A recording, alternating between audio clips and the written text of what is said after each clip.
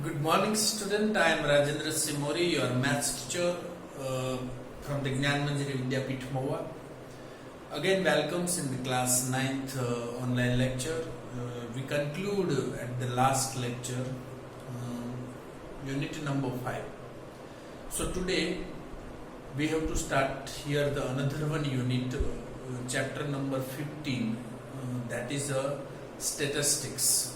So we have to start now from this lecture, statistics. So this is considered as a unit number 14 here, and this 14 chapters that is considered as a statistics. So before I start the statistics portion, I again tell something about going on.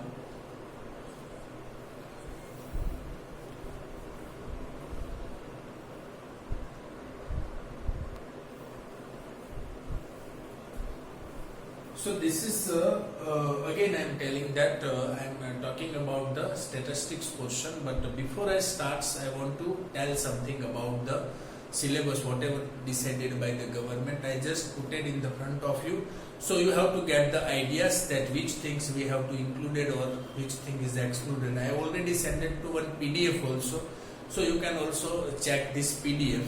So from throughout this year we cannot ask any questions those who are not included in our syllabus, but once we have to completed our 70% syllabus, we will discuss those who are not as a part of this unit.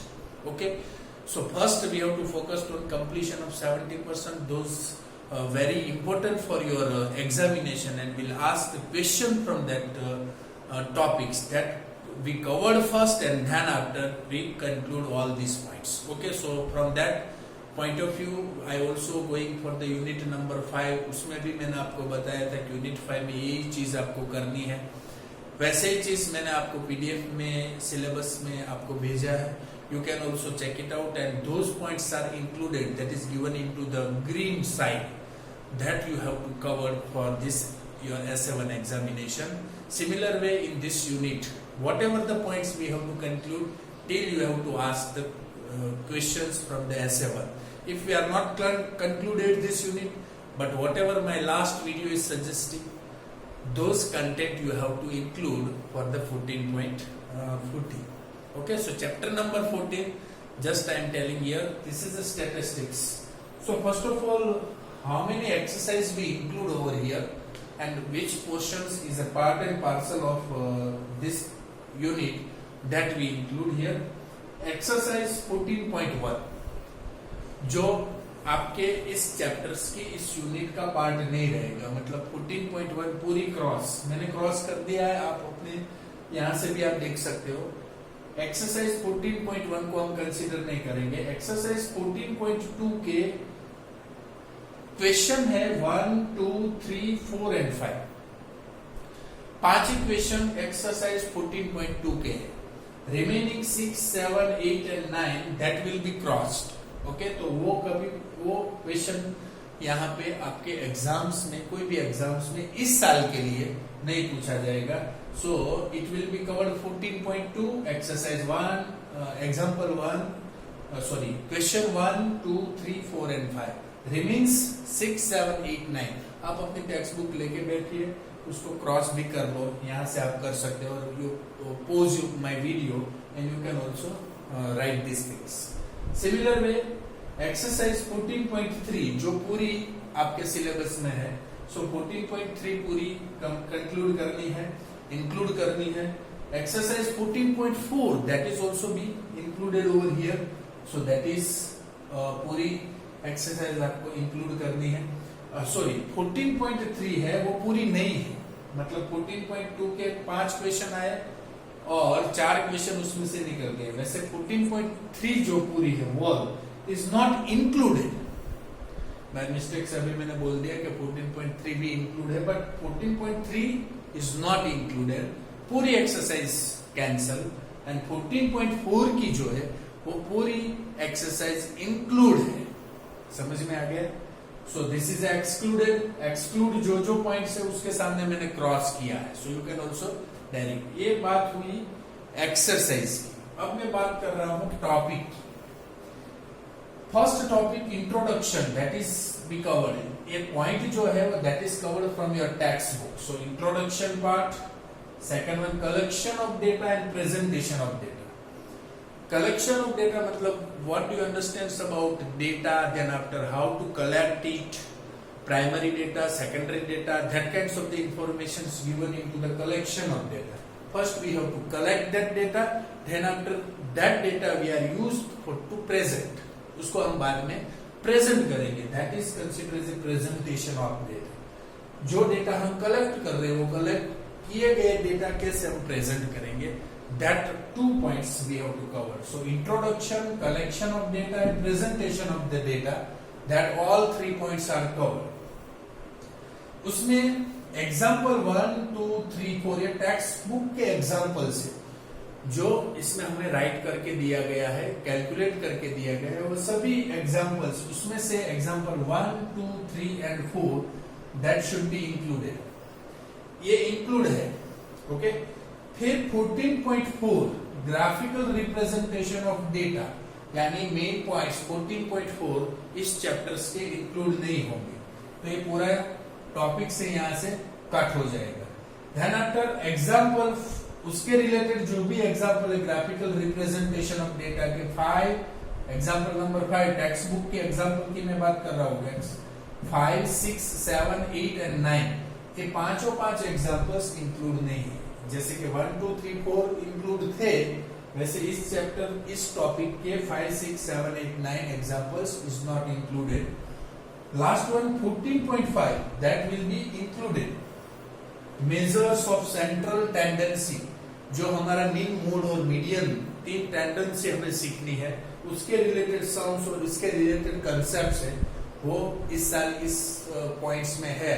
So it will be asked from any questions from the central tendency. Central tendency से भी questions आ सकते हैं. और इसके बाद वाला points जितने भी एग्जाम्पल है 10, 11, 12, 13, 14 एंड 15, मतलब 10 से 15 तक के टेक्स्ट बुक के सभी एग्जाम्पल्स इसमें इंक्लूड करेंगे. समझ में आ गया? जिसके सामने मैंने क्रॉस रखा है, मतलब that points, examples and exercise not included. Okay, I hope so that you understood what I am telling here, and you can also write down these things in your textbook also. You mentioned it, so once you have to go for the reading, you can directly go on through. So just check it out. We will start our exercise first. So first we have to start with the data, collection of data, presentation of data, and this is a very easy things because of we have studied into the previous class also the statistics parts like data, primary data, secondary data, and how can we put into the tally marks. We compared with all the data, same things we have to using here. Okay, so take your time and write down these things for a few minutes, then after we start next point.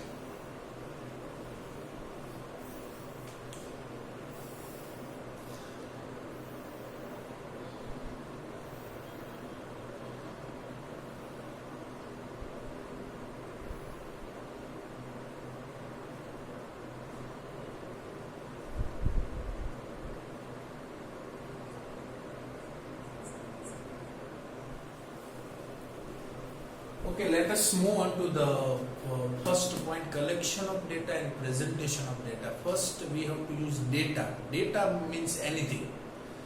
If we take anything from us, book is a one kind of data, duster is a one kind of data, any kinds of the things, whatever the real things we have, that things is considered as a one kind of data. But that data, if it is considered into the meaningful, it gives us to the meaningful information, then data becomes one information. So that kinds of the data we just taking from the collection of data. Collection of data, there are 2 types of the data, primary and secondary data. Primary data means whatever the things we have to ask, whatever the basic information we collect from others. For example, if one class is there and in the 14 class students there are all 40 students having the different height. So if we take the individual heights of all the students, then it should be having the writing any kinds of the things in our notebook, that is called a collection of data. This is a primary information. That primary information is given taking by the teachers sometimes, and sometimes the head of the students also taking such kinds of the information from the students. So this is a collection of data. Now we are going for the second one, that is a presentation of data. If we collect that data, how can it present? उसको कैसे हम present करें? ऐसे कैसे हम present करें कि सामने वाले को वो इंफॉर्मेशन अच्छी तरह से समझ में आए? समझ में आता है ना मैं क्या बोल रहा हूँ? It is called a presentation of data. If we have to put like this is a 4 or 5 numbers, 1, 2, 3, 4, 5. But how can we say that its numbers is considered as a 1 to 5 numbers? So once we have to represent, sometimes we represent into graphical manner, sometimes we represent into such kinds of the tables, some information, some headings, some column headings. That time it will give us to the perfect idea regarding whatever we collected the information. So presentation of data, that is a one kind of meaningfully represent our data. हम अपने data को अच्छी तरह से सामने वाले को समझ में आ जाए, इस तरह से हम उसको प्रेजेंट करें. This is called the presentation of data. Now we are going on that portions of examples number 1. अभी हमने मैंने आपको ये चीज बताई, introduction, collection and presentation of the data. Introductions मतलब हम स्टैटिस्टिक्स क्यों यूज करते हैं? Statistics is a branch of the mathematics and everything. And then after, what is the data, how many types of the data, primary and secondary, how to collect it, then how to present of the data. So now, suppose you are given the first example of your textbook. So it's given the some mathematics marks, 55, 36, 95, 73, 60, 42, 25, 78, 75 and 62. How much? 1, 2, 3, 4, 5, 6, 7, 8, 9, 10. 10 different mathematics marks of different students. हम ऐसा मान सकते हैं कि ये सभी marks 100 में से है और 10 स्टूडेंट्स के मैथ्स के मार्क्स है. अब इस इंफॉर्मेशंस को ऐसे ही दी गई है, ऐसे इंफॉर्मेशंस को हम कहते हैं रो डेटा. इसको क्या बोलेंगे? रो. रो मतलब कच्चा. It has no any kind of the furnishing of on that data. It's a totally raw. So it's a raw data like this one. ऐसे ही लिख दो किसी भी इंफॉर्मेशन को, that is called one kind of raw data. Now, अब ये जो maths के मार्क्स आपको दिख रहे हैं, how can we say that if we have to find out the highest and lowest mark in the mathematics, how can we find? हम observation करने से हमें थोड़ी देर लगेगी ना कि यहाँ पे कौन छोटा है, कौन छोटा है, ऐसा हम देखना पड़ेगा. Which one is the bigger, which one is the bigger, which one is the maximum, which one is the smaller, this kinds of the things. तो हम क्या करेंगे? ऑब्जर्वेशन से हमें पता चल जाता है, but we have to get practice on it. हमें प्रैक्टिस हो ऐसे सारे नंबर्स देखने की, और नंबर्स की रेंज है वो कम हो तब हम ये सब कर सकते हैं. Otherwise it not possible. So that time 55, 36, 95, 73. So we require such kinds of the number. We have to make such kinds of in order. हमें order में रखना पड़ेगा. Either we put into the ascending order या descending order, कुछ भी. यदि हम उसको ascending या descending order में रखेंगे, automatically we have to get these things. Ascending में रखेंगे तो पहला नंबर होगा वो सबसे छोटा आएगा, लास्ट में आएगा वो सबसे बड़ा आएगा ऑटोमेटिक. यदि डिसेंडिंग में रखेंगे तो सबसे बड़ा नंबर पहले आएगा और लास्ट में सबसे छोटा आएगा. तो we have to set the order. हम उसके ऊपर ऑर्डर सेट कर सकते हैं या रख सकते हैं. तीसरी चीज, इफ हमें ये सब चीज करने की जरूरत ना हो तो हम क्या करें? रेंज फाइंड करते हैं. रेंज का मतलब होता है difference between maximum and minimum numbers. Maximum and minimum numbers of the given raw data. यहाँ पे जो हमें डेटा गिवन है उसमें से मैक्सिमम कौन है और मिनिमम कौन है, उस दोनों का डिफरेंस हम यूज करें, then it considered as a range. तो एक रेंज से भी पता चल जाता है ऑर्डर में सेट करने से भी पता चल जाता है, ये रो डेटा में मैक्सिमम मिनिमम ऑब्जर्वेशन से भी पता चलता है। तो अब यहाँ पे ऐसा यूज करें कि रेंज में फाइंड करो the difference between maximum and minimum numbers. तो मैक्सिमम नंबर्स कौन सा है, चलो मैक्सिमम नंबर इसमें पता चल जाता है, तो इससे हमें रेंज भी मिल जाएगी। मैक्सिमम नंबर इसमें कौन है, 78 है, 95 है, कौन है 95 है, तो 95 यहाँ पे रख देता हूँ, 95 is the bigger one. Smallest की बात हम देख ले तो ऑब्जर्वेशन से ही मैं कर रहा हूँ, देखो तो यहाँ पे 25 मुझे लग रहा है सबसे मिनिमम, तो 95 और 25 की रेंज यहाँ पे बन रही है, यानी 95 में से 25 यहाँ से डिडक्ट होगा तो कितना होगा 70। तो ये पूरे रो डेटा की रेंज क्या है 70। मैक्सिमम नंबर कौन आया 95, मिनिमम नंबर कौन आया 25। तो this kinds of the things is known as presentation of data, इसको प्रेजेंटेशन ऑफ डेटा बोलते हैं। So let us move on to the next example. Example 1 से हमें ये पता चला, एग्जांपल 2 हमारे लिए क्या है, ये चीज भी बड़ी इंपॉर्टेंट है। You can also open simultaneously the page number 250 का एग्जाम्पल नंबर 2 आप ओपन कर सकते हो। एग्जाम्पल नंबर 2 में आप देखो, consider the marks obtained out of 100 marks bye 30 student of class 9th of a school. कितने स्टूडेंट्स हैं, कंसीडर द मार्क्स, जो भी मार्क्स यहाँ पे 3 लाइन में दिए गए हैं वो आउट ऑफ 100 में से है ऐसा मानना है, और ये सभी कितने स्टूडेंट्स के 30 स्टूडेंट्स के। तो ये 3 लाइन में जो भी नंबर्स दिए हैं वो मार्क्स है, और मार्क्स 30 स्टूडेंट्स के हैं, यानी एक लाइन में 10 मार्क्स अवेलेबल है, ऐसा हम मान सकते हैं ना, कि एक रो हुई वो 10 हुई, दूसरी तीसरी। आप अपनी टेक्स्ट बुक ओपन करेंगे तभी मुझे वीडियो में से आपको पता चलेगा, otherwise I am telling something and you can't be open these things, okay?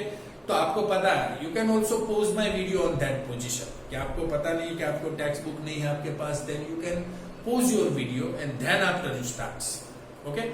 तो pause कर सकते हो जहां पे भी आपको जरूरत लगे, क्योंकि यहाँ पे सभी एग्जाम्पल्स के ये सब स्टैटिस्टिक्स में ऐसा होगा कि बड़ी क्वेश्चन होता है वो बड़ा होगा, एक पूरा क्वेश्चंस बोर्ड में लिखना पॉसिबल नहीं होता। So you can also open the text book. आपके पास यदि टेक्स्ट बुक नहीं है तो you listen carefully what I am telling, okay? तो ये पूरी चीज आपको फॉर्मेशंस में यहाँ रखी है। तो मार्क्स का आपको पेज नंबर 241 में टेबल दिया गया है, उस टेबल में ये मार्क्स की रेंज लिख दी है कि 10 से स्टार्ट किया तो 10, 20, 30, 20, 36 ऐसे 40, 50, 56, ये सब चीज को हम यहाँ पे इंप्लीमेंट कर रहे हैं 14.1 में। क्या हुआ कि हर एक मार्क्स को देख के मैंने एंटर किया, मतलब स्मॉलेस्ट वन कौन सा है वो मुझे पता होना चाहिए और हाईएस्ट वन कौन सा है वो पता होना चाहिए। उसके बाद ही हम स्टार्ट करेंगे। स्मॉलेस्ट लिख दिया पहले मार्क्स 10, फिर 20, फिर 26, 36, फिर 40, 50, ऐसे हम आगे लिखते जाएंगे और all the marks we entered into the first column. पहले कॉलम में सब मार्क्स लिख दिए। बाद में नंबर ऑफ स्टूडेंट्स हम अब देखेंगे कि फिर 10 मार्क्स है तो 10 एक से ज्यादा बार कितनी बार इसमें आता है हम देख लेंगे। तो 10 को काउंट कर लेंगे, 10 कितनी बार है। हम अर्लियर क्लास में टैली मार्क्स यूज करते थे, वो टैली मार्क्स भी आप यहाँ पे यूज कर सकते हो, इजंट इट? तो हमें क्या करना है, 10 कितनी बार है हमने लिख दिया, 20 कितनी बार हमने लिख दिया, वो सब जो आएगा उसका सेकंड कॉलम बनेगा और उसको कहेंगे हम फ्रीक्वेंसी। समझ में आ गया? तो हर एक नंबर को कितने भी सारे एग्जाम्पल्स हो तो उसकी हम फ्रीक्वेंसी निकाल सकते हैं।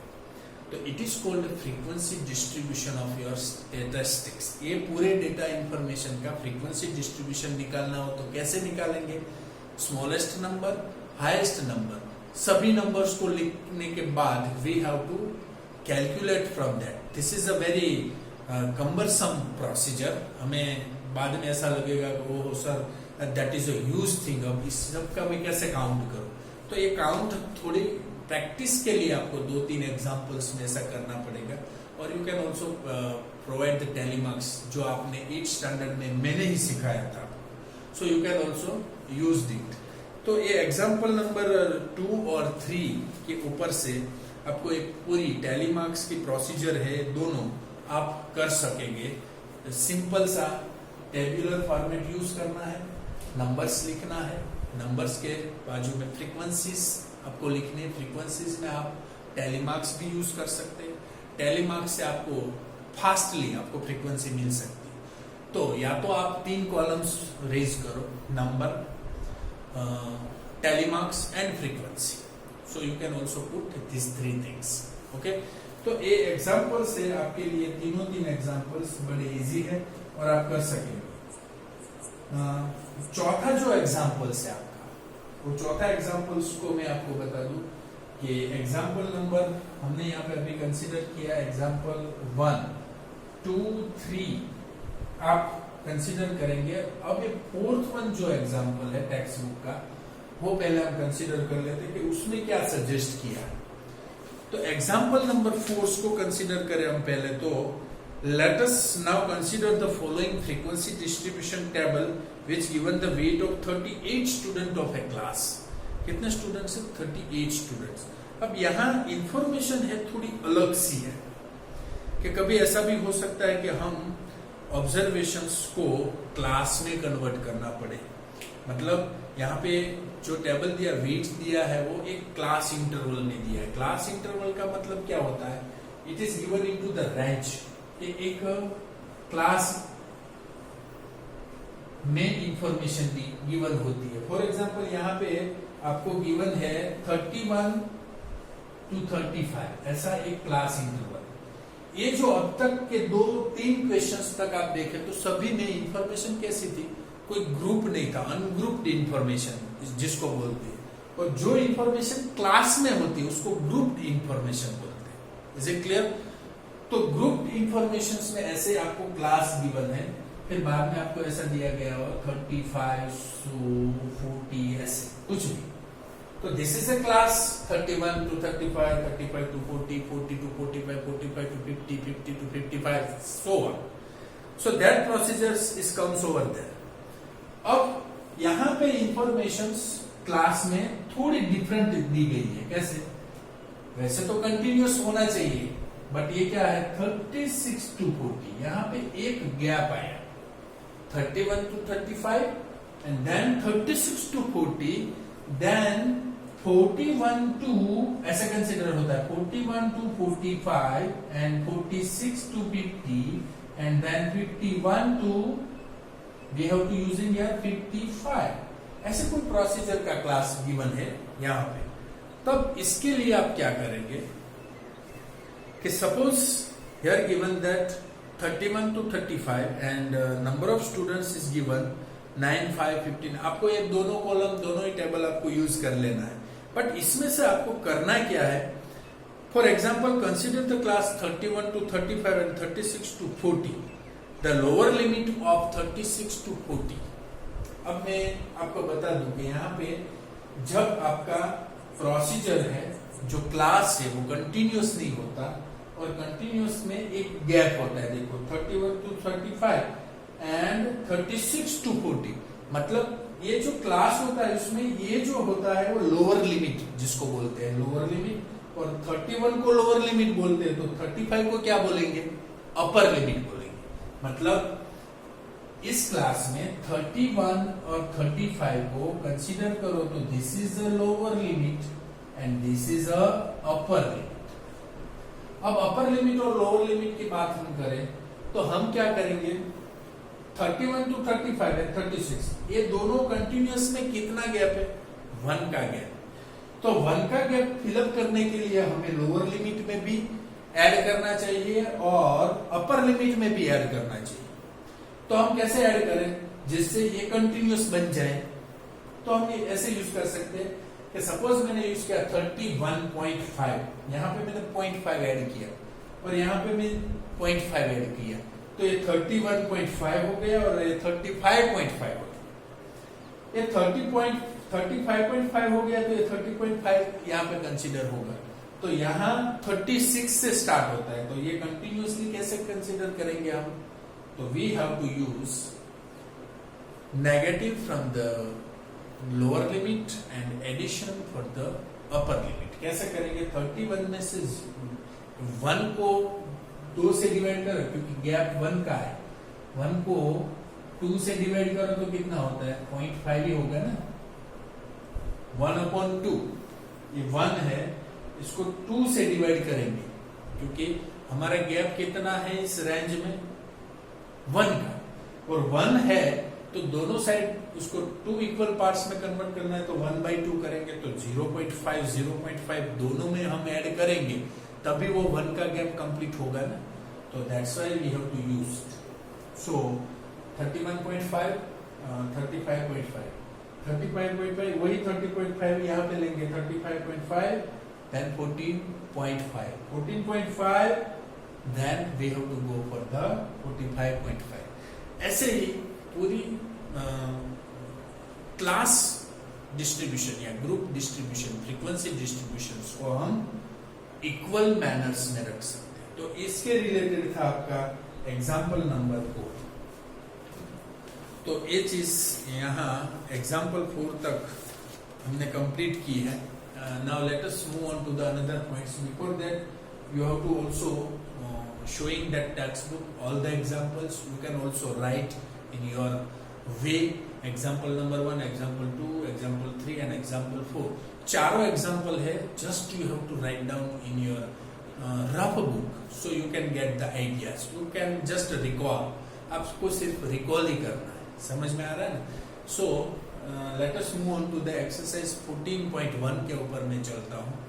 चारों example है वो आज आपको होमवर्क में भी मुझे दिखाना है. एग्जाम्पल 1, 2, 3, 4 टेक्स्ट बुक एग्जाम्पल की मैं बात कर रहा हूँ. Textbook example 1, 2, 3, 4 that you covered. Okay. And we also using the exercise 14.1. आज जो हम जा रहे हैं 14.1 की एक्सरसाइज के ऊपर उसके related. But first you have to study today.